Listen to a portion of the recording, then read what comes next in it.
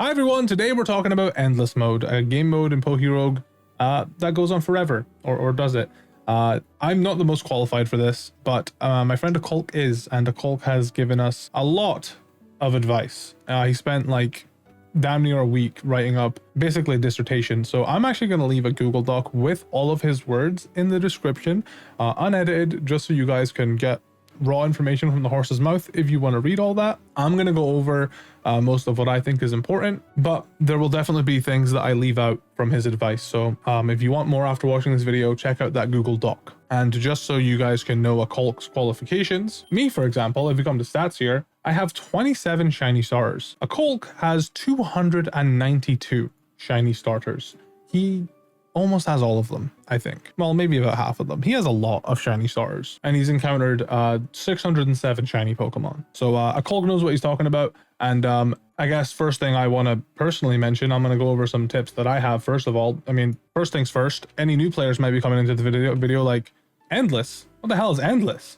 Endless is a game mode that you can unlock in PokeRogue. Like if you look right here, by clicking new game, you have Classic, Endless, or Endless Splice. Endless is unlocked by beating Classic mode once. So just beat Classic mode and you will have access to Endless. Endless Spliced is unlocked by beating Classic mode with a spliced Pokemon on your team. You can splice Pokemon by getting the DNA splicers. They're pretty rare though, so it is just up to chance. I personally don't really care for Endless Splice that much. I don't think many people do. It's a bit of a gimmicky game mode. I don't really know if there's any benefit to playing it. But yeah, before we get into, I guess, the advice, let's talk about the benefits of playing Endless. So one of the biggest parts of PokeRogue is the egg gacha system. Everybody loves the egg gacha system because you've got shiny up for 1 in 64 shiny odds.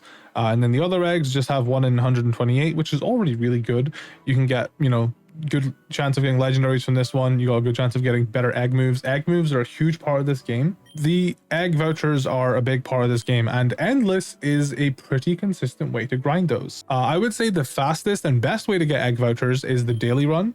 I believe once per day, if you get to floor 50 and you beat the final Pokemon, you will get a ×10 egg voucher. That is going to be your best value in terms of like, I guess, pure like floor to egg ratio.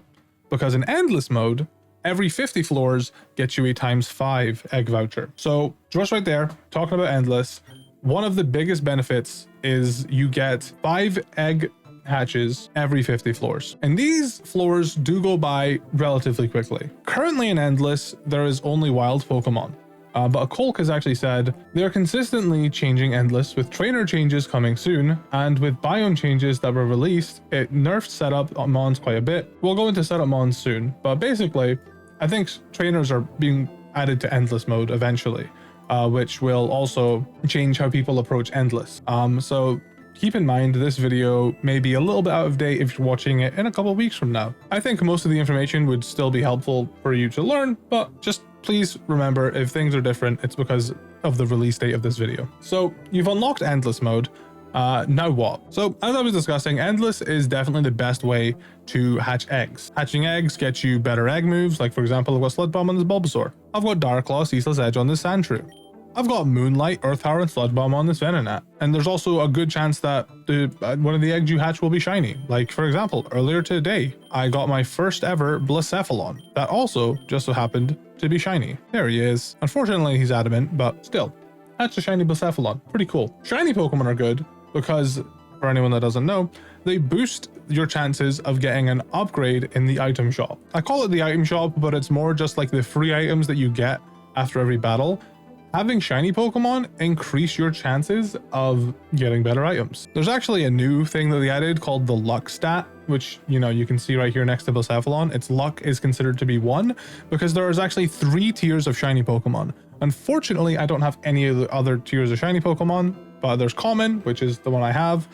There is rare, which is the 2nd tier, and then there's epic, which is the 3rd tier. These are different colors. I think the community is constantly adding not all the Pokemon have these shiny variants yet. It's a community project, but yeah, that luck stat will increase basically your chances of, and I actually have the exact, I guess, math from Samuel, the creator of the game, unless he's changed it. This is the math that Samuel sent me in regards to, so like this is no shinies. You've got a 4 in 128 chance of the egg of the item upgrading. If you've got one shiny, that is tier 1 luck, just like this Blacephalon right here, then you have a 4 and 102% chance, and it goes all the way down to 14, like 14 tier, like it's the 14th tier. I guess this will probably be like S plus. You got 4 out of 28 chance of the item upgrading.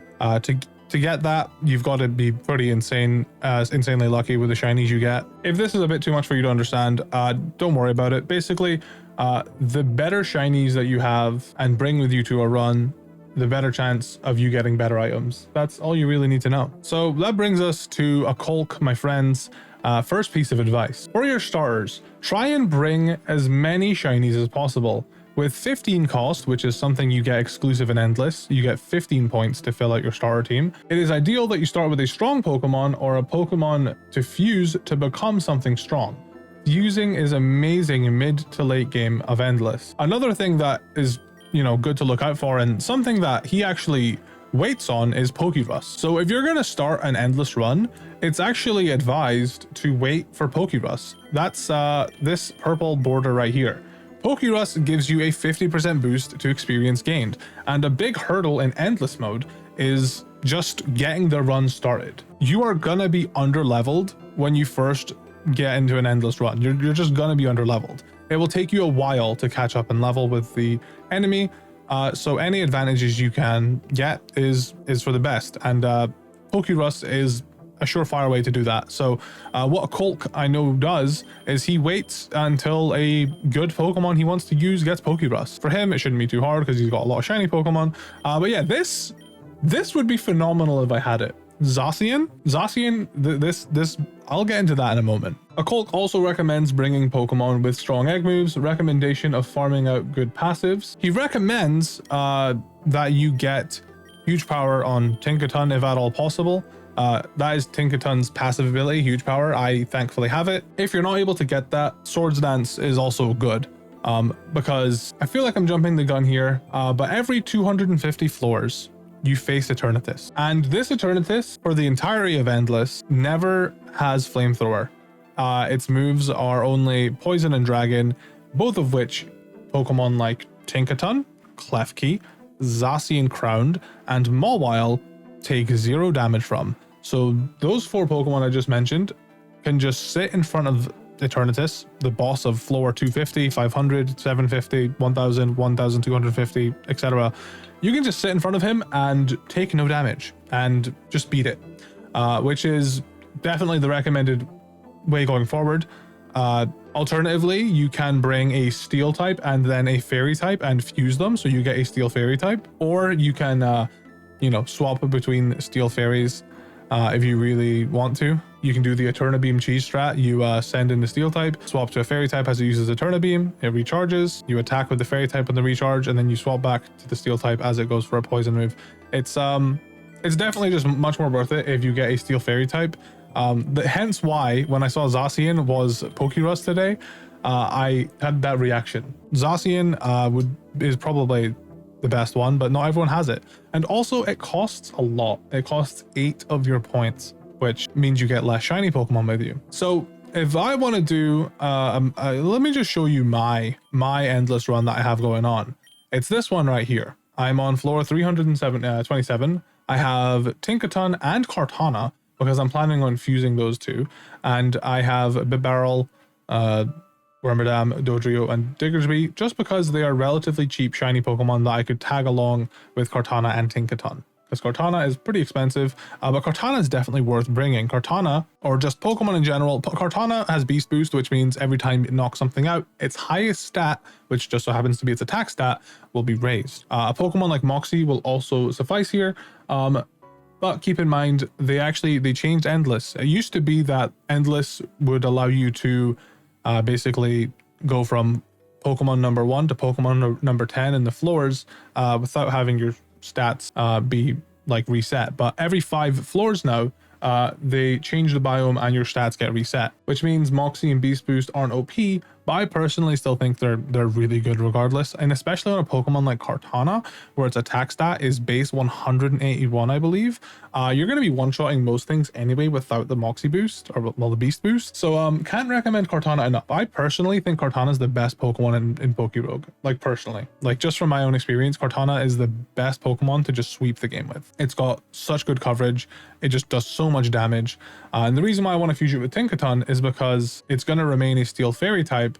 Tinkaton has huge power as a passive, and it's going to gain Kartana's Beast Boost ability. It's going to have Gigaton Hammer as well. It's going to be insane. This was another recommendation by a Colk. He's an absolutely phenomenal Endless player. So if I'm you and you want to start up an Endless run, I'm going to recommend you bring as many shiny Pokemon as you can, and you bring a Steel Fairy type. That is my personal recommendation.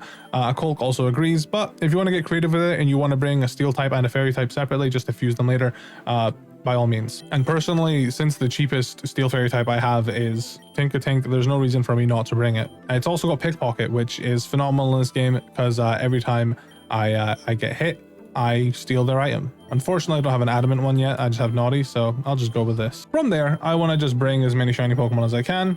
You can bring decent shiny Pokemon if you want to like actually pad out the team and, you know, have them actually do a little bit of work, but I'm going to just go for like the lower, like, for example, this guy has Pickup. That's really useful. He's not really going to be doing much damage, but he's going to be basically stacking items in the back the entire time. So I'll add Bunnelby here. I have Burmy, which is only costs 1. I personally would, if you have Burmy as a shiny, I would recommend using the Steel type one. It's definitely the best one.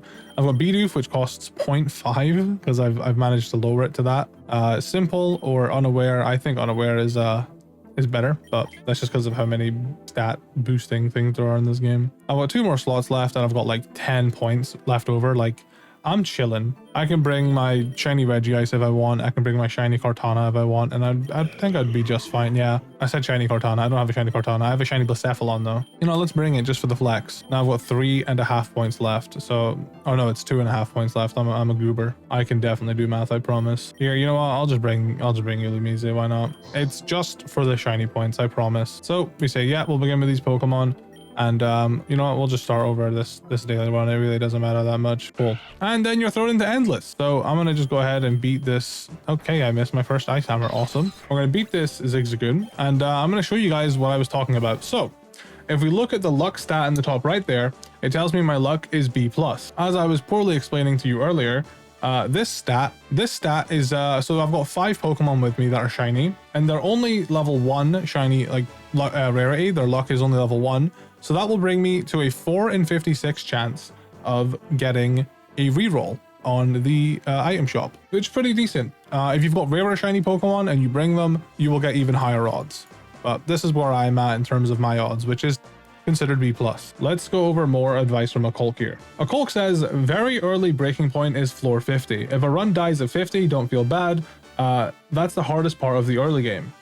A Colk recommends bringing Pokemon Steel, Fairy, or Ground moves, as most Paradox Mons have a weakness to these moves, with the exception of Iron Leaves, Iron Bundle, both of which may require a second Pokemon, but ideally, you kill waves 50, 100, 150, and so on in one hit before they can even gain a stat buff, and becoming very threatening. A Colk wants me to let you guys know how powerful the item the Candy Jar is. It's recommended that you get as many of these as possible as early as you can. The experience balance isn't the worst item, but avoid picking it up if you can. EXP balance, as the name implies, basically allows you to just make it so your strongest Pokemon will gain a little bit less EXP and feed that to the lower level Pokemon, and kind of like try to bring the levels, you know, try to fill the gap, you know. So if you've got a level 1000 Pokemon and everyone else is level 750, it's going to try and bridge that gap. I personally don't think having 1 or 2 EXP balance is the worst thing in the world for Endless, but other people would tell you otherwise, and honestly I think it is at the end of the day just personal preference.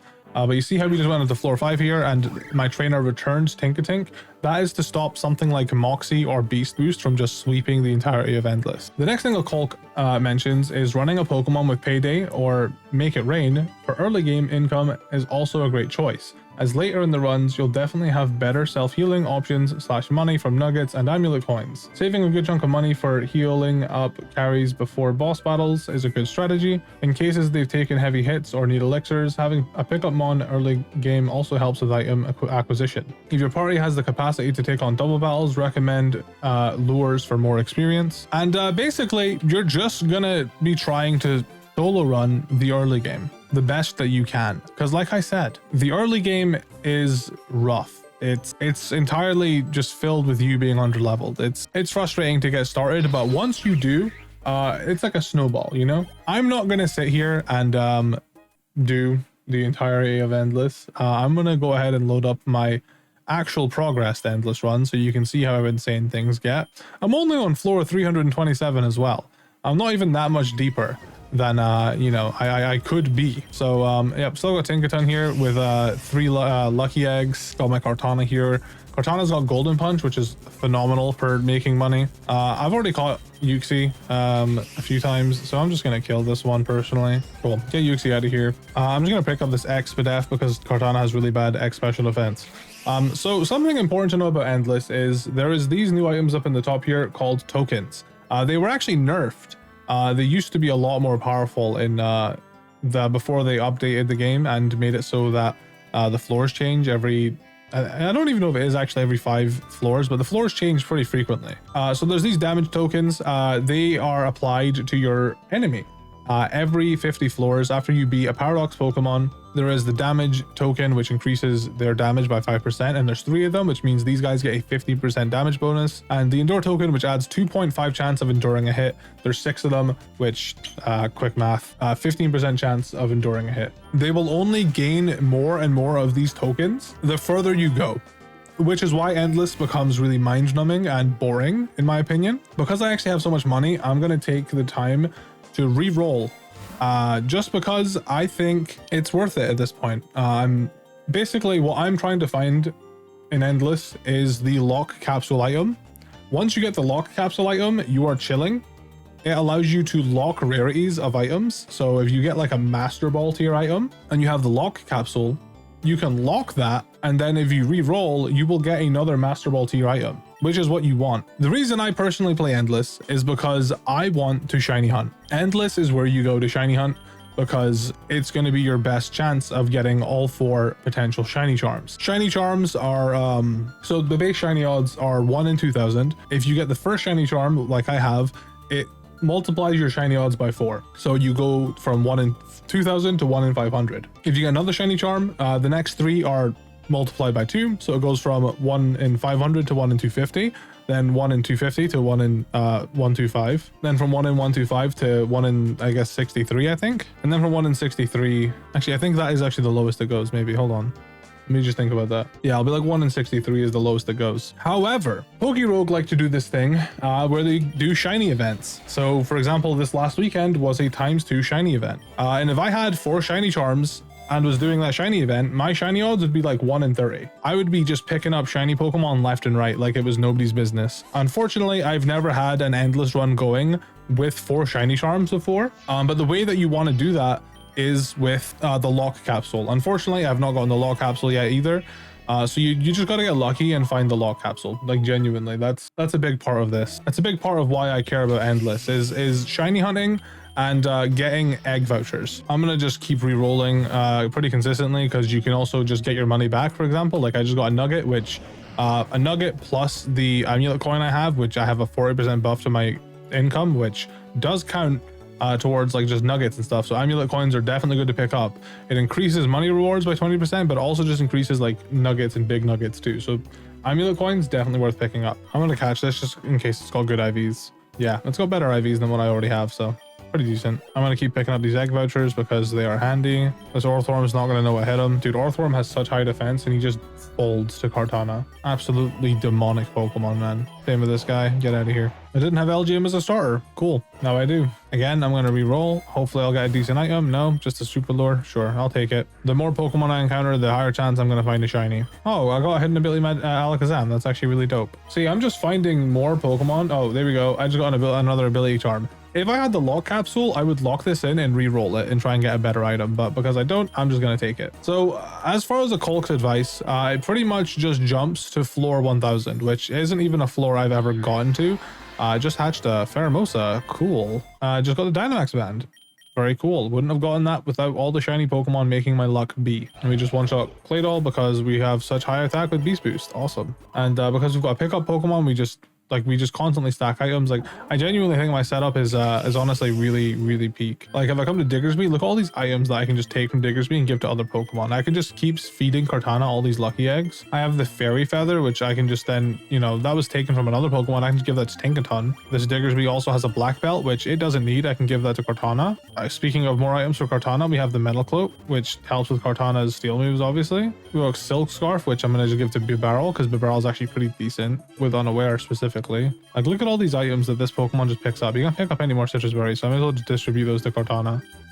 So Cortana can actually get through them, and then we can pick up more. Same with Lumberries. A pickup Pokemon is definitely good to have, and I'm very glad about Diggersby because it's a shiny one. A shiny pickup Pokemon shouldn't be the worst to find. Yeah, if you don't have all these like crazy like amount of shiny Pokemon, just start endless with what you have, because you're only gonna like gain more, and it's gonna snowball. Like, you're gonna get more shiny Pokemon from, you know, doing endless the way you've been doing, you know, getting all the egg vouchers, hatching shiny eggs. You're only going to gain more shiny Pokemon, which means your endless runs are only going to get easier. So just keep playing. I'm going to reroll again, and we don't get anything good. That's fine. I mean, I could keep rerolling, but keep in mind rerolling costs more and more every single time. So I'm just going to take the rare candies, feed them to Cortana. Every time I give them a rare candy, I get in 4 levels because I have I've got 3 candy jars, which is like the Colk was saying, the candy jar is a very powerful item.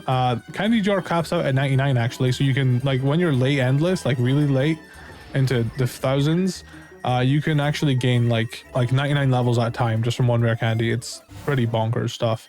Got a big nugget here, which gives me 36k. I'll absolutely take that. A 4 times resisted Leaf Blade completely one-shot that thing. I'm gonna re-roll. Nothing good. That's fine. I'll just take the nugget. Money is definitely a very important resource in endless. So I try and save your money at the start of the game, and then eventually you get to the point where you'll do a reroll, you'll get a nugget, and you'll have more money than what you started with. It's kind of like gambling. It's insane. But yeah, save up your money the best you can for the first couple hundred floors until you're like comfortable enough to do a reroll every now and then, like I've been doing. I'm gonna do another reroll because I can afford it. And look at that, I got a nugget, which the reroll cost me like 7k, and I got 14k back. So I literally just made money for re-rolling. Re-rolling, like I think I've mentioned, it just gives you the chance of getting those better items. Like, it gives you another opportunity at getting like the lock capsule, the shiny charm, like all the items you want. EXP charm's good, but I think I'm okay in terms of EXP right now, so I'm actually just gonna re-roll it. I don't get anything good in return, which is fine. It's whatever. I'm gonna just pick up the lure. Carbos is nice for speed, but I'm just gonna re-roll. We got PP up, which I want to say I'm only happy with all my Pokemon's PP ups, so I'm just gonna rare candy it, and then we'll just go on. We'll Leaf Blade this guy. Protein, you know what? I'm just gonna feed that to Cortana. You can have more protein. Kill his Bidoof, and then that's gonna bring us to floor 350. Now, if you remember, like I said at the start of the video, every 50 floors you have to face a boss. We can get another big nugget. I'll take it. Every 50 floors you have to face a random Paradox Pokemon that you're forced to withdraw and send out your Pokemon, so you're not going to be like boosted, and you've actually got to like kind of try a little bit. Tinkaton's good here. Fairy move, super effective. It's not quite enough to take it out, but it's fine. We're just gonna keep attacking it, and we should be okay. The way I see endless mode, it's just a good way to grind egg vouchers and shiny Pokemon for your classic mode runs, if that's what you're all about, if you're all about doing classic mode like me. And there you go. So for defeating the Iron Hands, like I said, if you come here to get Egg Gacha, you get yourself a free egg voucher. Or, well, it's not free, you earned it. You got an egg voucher plus for 5 eggs. And I also picked up these 2 egg vouchers along the way, so I'm gonna just do those as well. But like I said, Colk's next advice is on Eternatus Battle 1000. So Eternatus on floor 1000 will have the black hole item amongst a ton of items. So ideally you'll have a Fairy Steel Fusion or Tinkaton or Mawile. Try to move all your leftovers onto another Pokemon if you can. Using them with as few healing items as you can shorten the amount of time you spend in the fight with Eternatus to keep the battle short. and reduce the amount of time and reduce the amount of items Eternatus will steal. Very sound advice. So Eternatus 250, 500, and 750 won't steal your items, but starting on Eternatus Battle 1000, he's gonna steal your items. So make sure whatever your fairy steel type is, make sure you remove the items from it and put it on another Pokemon, even if it's just temporary. Now Colk goes on to say mid to mid game, which is considered to be floors 1000 to 2500.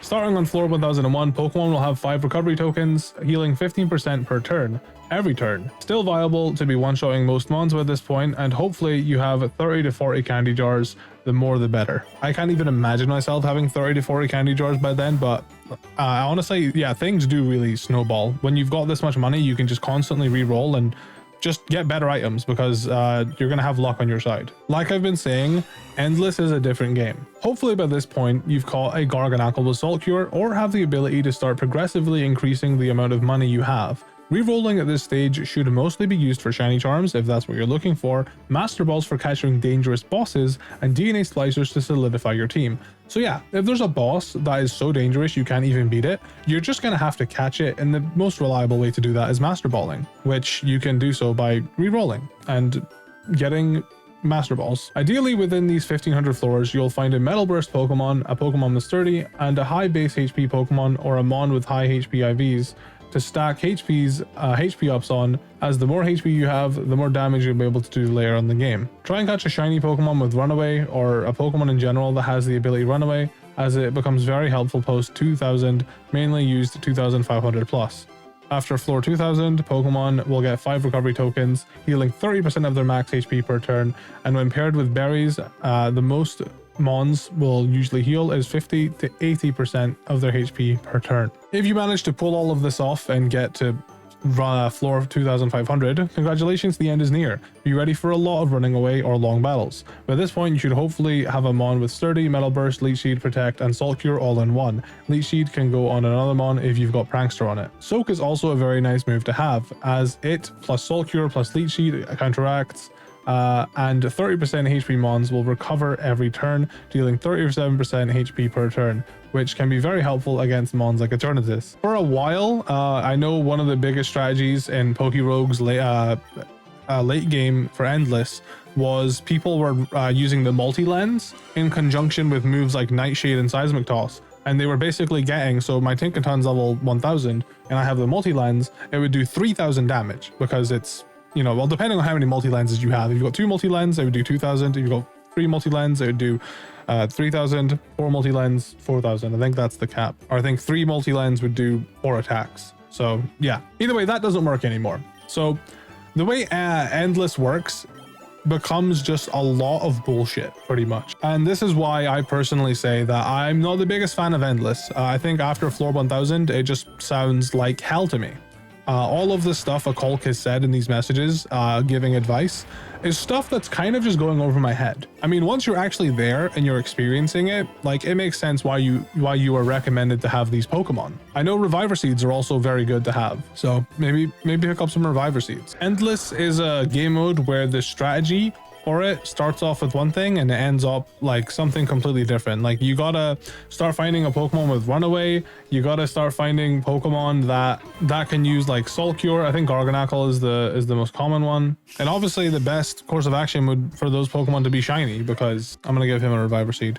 But if the Pokemon's shiny, then you've got better chance of getting better items. But like, honestly, like, I think once you get late in the game, it's honestly just for the best to just at least have those Pokemon, even if they're not shiny, you know? As long as you have some chance of, you know, getting items to be re-rolled, as long as you've got money, you can just re-roll and eventually you'll get a better item. Endless is something that I'm like, I feel like this video is really all over the place, and I really apologize if it's not been the most coherent to understand.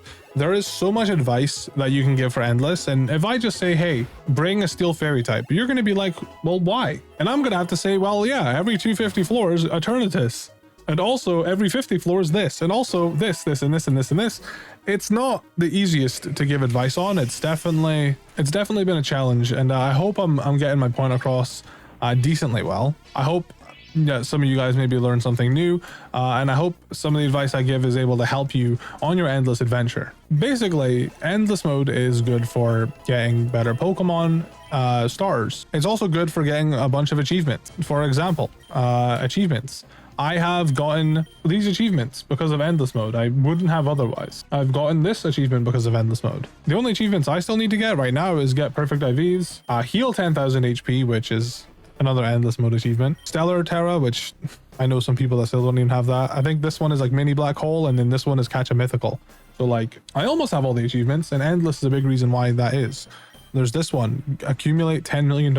You can only do that in endless mode. And these achievements, while they don't do anything yet, I know they are planning on adding something really cool actually with these achievements. So it's definitely worth getting all the achievements unlocked whenever you can. Like I said earlier, if you want more advice on endless, I'm going to leave all the advice that a Colk has left in the description. For the later floors, I didn't read out most of what he was saying because it's honestly, it's a lot of stuff where most of you guys probably aren't going to go that far into endless. And if you do, and you care that much, then you're gonna be fine with reading a little bit of a document, right? I honestly probably overshared information already. Like, there was probably so much stuff that you guys, it just went over your head. I know it went over my head, but I hope it helped in some capacity. I think it's worth getting an endless run going where you have the shiny charm, maybe 2 shiny charms, maybe 3, maybe 4. That would be nice. If you get an endless run going where you've got a few shiny charms, it will make shiny hunting whenever there's double shiny weekend or whatever it may be.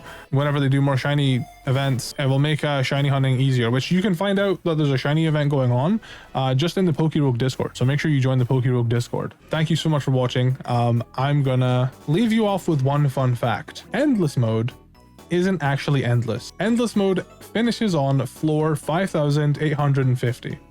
Beyond that, the game crashes. So good luck out there.